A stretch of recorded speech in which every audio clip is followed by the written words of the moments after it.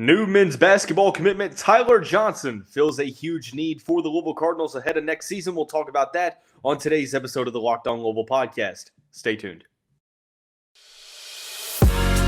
You are Locked On Louisville, your daily podcast on the Louisville Cardinals. Part of the Locked On Podcast Network, your team every day. What is going on, everyone? Welcome into another episode of the Locked On Louisville podcast. I'm your host, Dalton Pence. I serve as a credential media member for Cardinal Sports Zone. I also do some PA announcing work for the university and various sports. I want to thank you all again for making us your first listen of the day. 5 days a week, your team every day. As I mentioned in the opener, the Louisville men's basketball program has a new commitment, Ty-Laur Johnson, and we'll talk about why he feels a huge need at the guard position for the team next season. We'll also talk about what the rotation could look like now that all the scholarships are filled, and then we'll update the expectations for next year's team. But overall, this was a commitment out of left field. No one was talking about Ty-Laur Johnson as a possible option for the Louisville men's basketball team. If you are in the line of thinking that Kenny Payne and company move in silence, well, it's hard to disagree with you after this commitment. 2 of the past 3 commitments for Louisville have been pretty much out of nowhere. Danilo Jovanovic and now Ty-Laur Johnson both had not been mentioned seemingly at all ahead of their commitments to Kenny Payne's program. I know Trey White was a name that had been discussed, but whether it was from national recruiting analysts to message boards, I don't really have any access to message boards, but from the people that I've talked to, wasn't necessarily any talk about Jovanovic, and definitely not any talk about Ty-Laur Johnson. Johnson, a 4-star prospect in the 2023 class, rated as the 77th best prospect according to the 24/7 Sports Composite, the 12th best point guard in the country, and the best prospect from the state of New York. And even so, kind of discussing how surprising this commitment was, before he had committed to Louisville, the Cardinals weren't really listed as a recruiting interest on almost any of the recruiting sites out there. I mean, you had programs that had offered Johnson like Creighton, Mississippi State, NC State, St. John's, Pittsburgh, Seton Hall, Memphis, who he actually had committed to Memphis and had decommitted from the program just at the end of April. So I think it was less than a calendar month. Yeah, he decommitted on April 24th, and he made a commitment to another program less than a month up until that point. But nonetheless, the 6-foot point guard from the Bronx played high school ball at Our Savior Lutheran School before playing for the OSL Falcons in the Overtime Elite League this past season.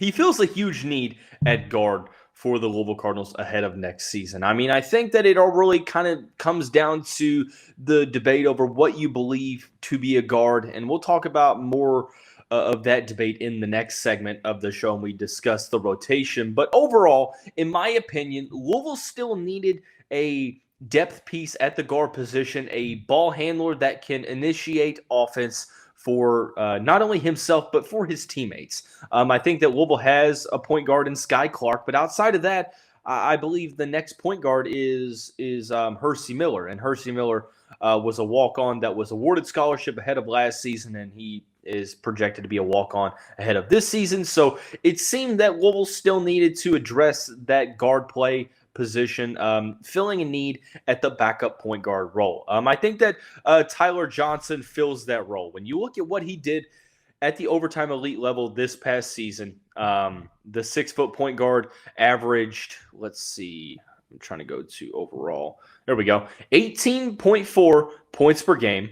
That's to go along with 4.8 rebounds per game, 5.7 assists per game, 2.5 steals per contest, respectively. I know I'm throwing a lot of numbers at you pretty quickly. So just to repeat, 18 points per game, 5 rebounds, 6 assists, 2.5 steals roughly per game. I believe it says that in the playoffs, he averaged 22, 7, 6.5, and 2. So seemingly did well in the playoffs as well for overtime elite. But I will say this, when you discuss the statistical averages, I'm still kind of torn on overtime elite. On one hand, I know that he's playing up against some top talent like the Thompson twins that are probably going to be top 10 picks in the NBA draft coming up next month. You have Rob Dillingham, who, if you have been following along on social media, you will have known that he scored 30 points against Rob Dillingham's team in a victory over Dillingham's team. But on the other hand, there's been, some concerns over the overall level of talent, the overall level of basketball that's being played, the overall amount of defense and team ball. Some say it's sort of an extension of AAU ball in terms of development, which wouldn't necessarily bode well for overall projection to the collegiate ranks. But at the same time, you're still going up against some premier level prospects here and there. But I think that it's a little bit of both. I think that the competition at sometimes can be extremely solid. I think you're getting some solid instruction at times. But at the other end of the spectrum, you also have, you're not necessarily playing a ton of team ball. It's a lot of lackadaisical defense, so on and so forth. I think I'm in the middle of both arguments. I'm in the middle of that, to where I think that ultimately it's a situation to where I think the film speaks for itself, both at the high school ranks, AAU, and at the overtime elite level as well. He's a player that, a two-way guy, plays extremely solid defense, obviously going to have to add more strength, only being 160 pounds. But this should also put to rest the narrative of, Kenny Payne is only going for larger guards that are over 6'5", and maybe, the lack of options that he saw, maybe he's like, I have to go out and get a player under 6'5", to fill a need for next year's team, which I'm perfectly fine with. But overall, you watch his game, what stands out? He's not the greatest perimeter shooter, but has shown the ability to hit NBA level 3-point shots. He's a microwave scorer, meaning that, he can score in bunches. He can, increase those scoring totals pretty quickly. Perimeter shot still needs some work in terms of overall efficiency and consistency. Mechanically speaking, the jump shot could use a little bit more work, but it's definitely serviceable. The highlights of his game: number one, facilitating, averaging nearly 6 assists per game in overtime elite, 1.6 assist to turnover ratio, which is pretty solid. There's potential there. There's potential to work with, which I view as extremely beneficial and encouraging. But that ability to find his teammates, he operates well in pick and roll situations, which I think is going to open up a lot of opportunity for the Louisville offense as a whole. You're going to necessarily need other guys on the team to be pretty solid shooters, because I think that they're going to be able to play off what Johnson is going to be able to do, operating and being the maestro of the pick and roll situations, the pick and roll scenarios, so on and so forth. I had someone in the YouTube comments poke fun at me for saying so on and so forth a lot, so I'm trying to limit that to under 3 times. So we just burned the first opportunity to say that, and hopefully I don't have to say it anymore. But nonetheless, back to the topic at hand. I think that Ty-Laur is a very, very solid facilitator. He has solid vision, solid feel for the half-court offense, being able to operate that pick and roll, being able to get by his man with that speed and that lateral quickness. Does have a great eye for throwing alley-oops. Also a very flashy passer as well. But scoring the basketball is where I think there's a lot of potential as well. You look at the ability to get in the lane. I think that his shiftiness, ability to create offense off the dribble, the handles are pretty crisp as well. You also have, that ability to shoot off the dribble, catch and shoot situations. The offensive skill set is extremely advanced in terms of scoring repertoire. The ability to get to his spots in the mid-range, utilizes the mid-range, also does a good job of getting to the rim, very, very quick and fast up and down the court. So excels in the transition, but also, hard to stay in front of in the half-court game as well. So scorer with a ton of potential, with a ton of upside. Obviously, that facilitating ability is both something that I think looks extremely solid for Louisville next season. Obviously, on-ball defense, quick hands, active hands that allow him to create steal opportunities, and then obviously the attention to detail in the transition game. So exactly what Louisville was looking for with the final scholarship, getting a backup guard that obviously is going to have to be relied upon to play pretty decent minutes, but able to create for himself, create for others. I'm extremely excited to see what Ty-Laur Johnson or what his role looks like at the next level. But I think to get a better understanding of that, you have to look at the rotation as a whole. So we're going to predict how Louisville's rotation could fill out here in the next segment after we talk about our friends over at Built Bar. If you're looking for a delicious snack but don't want all the sugar and calories, then you need to try the best tasting protein bar ever. Built, it has so many great features, from not only being as healthy as a protein bar, and if you don't believe me, you can go to built.com and scroll down to the macros chart. But get this, it's covered in 100% real chocolate. All of the products are, so you get that you get the candy bar taste as well. A wide variety of flavors from churro, peanut butter brownie, cookies and cream, and more. I'm not sure how Built does it, but they seemingly get the best of both worlds. Traditionally, you've had to get them at built.com. Not any longer. If you go to Walmart, go to the pharmacy section, grab yourself a box of Built Bars. You can grab a 4-bar box of cookies and cream, double chocolate bar, or coconut puff. But if you're more of a goer to Sam's Club, run in and grab a 13-bar box with our hit flavors, brownie batter puff and churro puff. You can thank me later.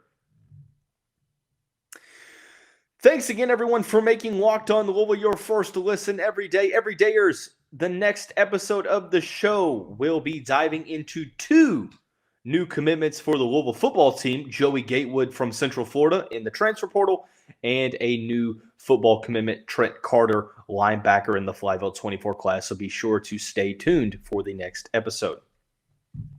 But nonetheless, heading on into the next segment of the show, discussing what the possible rotation looks like now that seemingly all of the scholarships are filled for the Louisville men's basketball team ahead of the 2023-24 season. I know that we talked about this probably right after the Danilo Jovanovic commitment, and I said the starting lineup is still up in the air in terms of what it could look like, and I still think that to be true. But I think I have a different idea of what the starting lineup is going to look like at this point in time. I think the starters, you're looking at Sky Clark, you're looking at Trenton Flowers, Trey White, one of J.J. Traynor and Emmanuel Okorafor, and Brandon Huntley-Hatfield. I think that you could possibly substitute Mike James, for Trey Flowers. I think that it's really 1A, 1B. It'll depend on whether or not Kenny Payne goes with a veteran to start the season or if he goes with a 5-star level freshman. Nonetheless, I think that Sky Clark, Trey White, Brandon Huntley-Hatfield, and for this exercise, I'm going to say J.J. Traynor are probably locks at this point in time to start for Louisville, in my opinion. And then you have, obviously, one of Trey Flowers and Trenton Flowers. I keep calling him Trey Flowers. I don't know why I'm doing that. Trenton Flowers. Sorry, I got Trenton Flowers and Trey White's name mixed up. But Trenton Flowers, my apologies to Trenton. But nonetheless, I think you get the picture. Trey White, Trenton Flowers, and Mike James. I think you're getting a combination of those 3 that are going to start. I think Trey White's going to start, having started 29 games for USC last season. And then you have one of Flowers or Mike James. I'm going to say Flowers for this exercise. Obviously, this could change, but at this point in time, I'm going to say Flowers. But this is where things get interesting, is finding out what that second rotation is going to look like. Because let's face it, not all of the scholarship players are going to play a rotation. They're not going to play in the rotation. I will say that I think Dennis Evans is in the mix there. I think Okorafor is in the mix. Karan Davis, and now you have Ty-Laur Johnson. I think those 4 are also slated to be in the rotation. Outside of that, it's going to be a very interesting situation. Is it Caleb Glenn? Is it Danilo Jovanovic? Is it Curtis Williams Jr.? Or is it any of those 3? Could it be to where, you're seeing Caleb Glenn and Curtis Williams Jr. potentially redshirt because of the players that are ahead of them. Is there more urgency for Danilo Jovanovic to play more since he redshirted last year?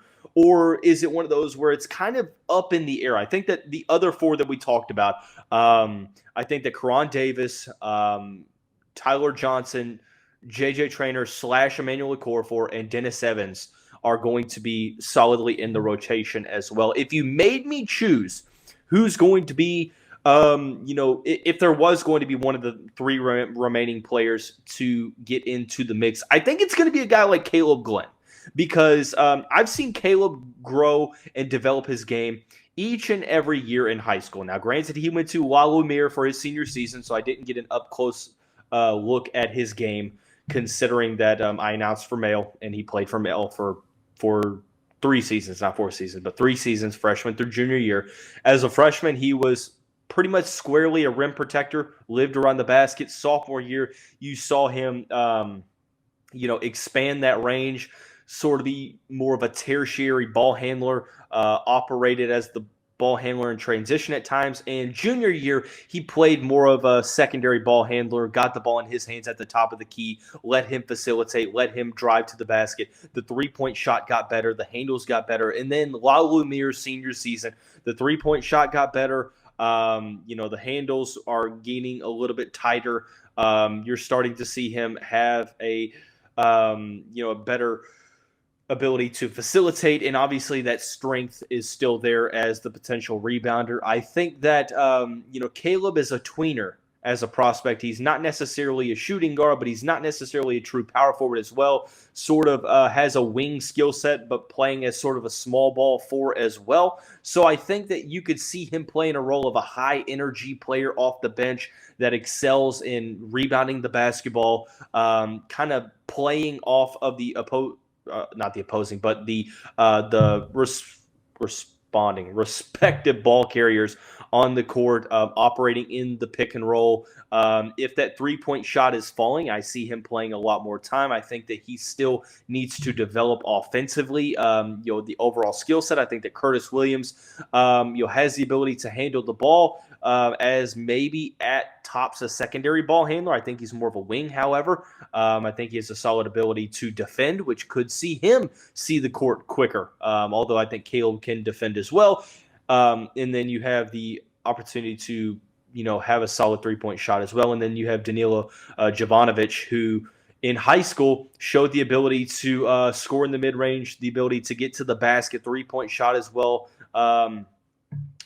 an underrated ability to facilitate. So you have those 3 players that you're sort of looking at as the possible remainder of the rotation, but you also have to wonder, is Hersey Miller going to see some time? He saw some time last year for Louisville, was slated to be the backup unless Louisville added another guard, which they did in Ty-Laur Johnson. Does Hersey Miller see some time? And I think that you're going to see him, in certain situations play some, especially if players are in foul trouble. So I think you have 9 solid members of the rotation. And then outside of that, I think you have 4 players that could be redshirt candidates. I don't necessarily think that Jovanovic is a player that's going to redshirt. I think that of the 3, potentially Kenny Payne looks to him as a player that, is going to be relied upon earlier, considering that he has a year in the college atmosphere, in the landscape, in the college weight room. So we'll see how that goes. But overall, I'm interested to see how this rotation fills out for the Louisville Cardinals. But nonetheless, all scholarships are filled, and the rotation is subject to change. But one thing that does not change is the expectations for next year's team. They didn't change on March 1st. They have not changed on May 22nd. We're going to talk about what those expectations are, why they haven't changed here in just a moment after we talk about our friends over at FanDuel. Make a fast break to FanDuel during the NBA playoffs, because right now new customers get a no-sweat first bet up to $1,000.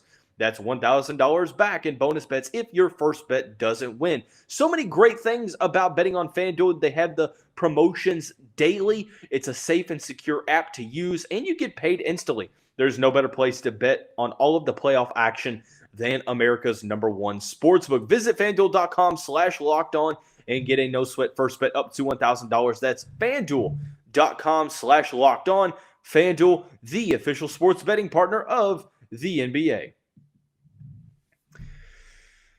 Okay, going on into the final segment of the show, we're talking about expectations for next year's team. They didn't change then. They aren't changing now. It simply is to make the NCAA tournament. The Cardinals have not made the tournament since 2019. I know there are people who say, well, Dalton never going to make it in 2020. Yeah, well, there wasn't a tournament in 2020. So, you know, it's hard to continue to talk about that because nobody made the tournament that year. But the Cardinals have missed the NCAA tournament outright the past 3 seasons. So the objective, with the amount of playing time that was available, with, you know, the amount of scholarships that the team had, with the name that Louisville brings to the equation, the expectation should have been, or needs to be, this upcoming season, making the NCAA tournament. And here's why. I think that if you suggest otherwise, you're doing the Louisville brand a disservice, in my opinion. I look at Louisville as a blue blood program. Now, granted, it doesn't seem like that over the past half decade or so, but I think when you look back since the 1980s, Louisville has been a blue blood program. And if you argue that, well, chances are you're either a Kentucky fan or you don't have an idea about Louisville basketball. So, nonetheless, that's a conversation for a different day. I think with the scholarships available, with the amount of playing time and the amount of, you know, responsibility open before Louisville got any of these commitments, you had the opportunity at a place like Louisville, with the facilities that they have, with the name brand recognition, with the playing time available at a Power 5 school that is a prominent name in college basketball, in a very, crazy, fanatic area that is the state of Kentucky, you should be able to build a team that is good enough to go to the NCAA tournament, and that should be the expectation. Now, I will say that I'm hearing this narrative floating around that, well, you can't necessarily say that because of how young the team is, and I think that there's a problem with that rebuttal. I mention that to say this. You can't bring in as many freshmen as you have, as many young guys as you have, with the scholarships available, with the one-time transfer rule in application, and you being able to go out and getting a lot of productive players from the college ranks. You can't use that as an excuse. You can't use youth as an excuse for not making the NCAA tournament when this roster is the result of your roster building. And I'm not saying that they're doing that. And I'm not saying that that's going to happen, but I'm hearing that narrative floating around. And I want to go ahead and I want to talk about that on May 22nd because I don't agree with it. I think that it is moving the goalposts. I think that it is becoming complacent. In no way, shape, or form am I saying that this is going to happen and that, this is going to be the narrative, but I have to talk about it. But let's be honest, Louisville has added some very talented players. They've done the job of overhauling the talent on this roster. Now it's a matter of making these pieces fit, making the players work together, developing that cohesion. Because looking at the roster, you have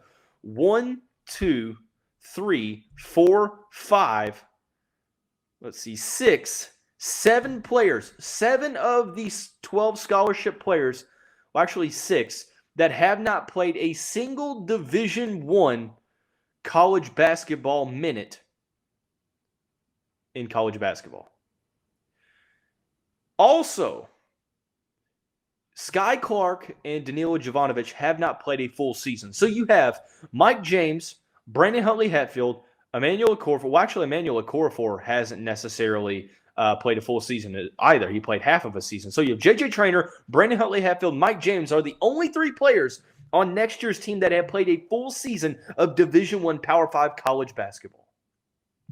There's a lot of inexperience. There's a lot of talent. I think that this is probably on paper, one of the most talented Louisville teams. This is probably the most talented Louisville team on paper since the Patino days.